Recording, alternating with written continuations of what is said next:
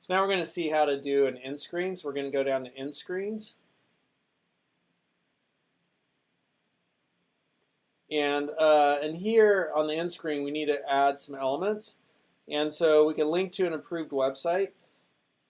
And we could also have a video or playlist. You have to have a video playlist, and I'll show you that here. We're going to link to an approved website. And the link I'm going to put in is a link to the course. So Greater Commons is set up as an approved website. And so now that will take people to the course, Special Education, Essential Knowledge, Skills, Training. Kind of a weird URL, but I wish we'd chosen slightly different on that. And title, I think for this I'll say something like we could see what's been written here before, take the entire course, sounds great. And you know, I'll click here like learn more or visit, sign up, shop, download, order. I think, you know, visit is good. And then we need an image, so I'll go grab that image, and I think the one that I have is probably too large, and it's probably going to give me an error here. So I'm going to create element, and it's going to upload that and then tell me my image is too large. It's really finicky. Oh, perfect, right? And so I'll just drag this and drop it over there, and I think that looks okay. It's got a little thing.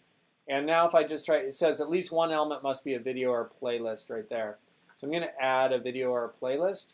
I'm going to choose a video or playlist. I'm going to go to my playlist, and you have the special, you have your Espanol playlist in here somewhere.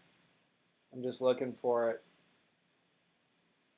I don't know where it is, but here's a special education playlist, so I'll grab that one and create it.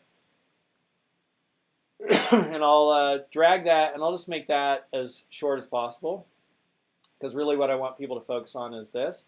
And they have that, and then maybe I'll also just do a subscribe to try to grow the subscriber base, and I'll, you know, do all that like this maybe, right? And subscribe's also going to be pretty short. I'll do that one right there, so now when I play this is what it'll look like. Public education.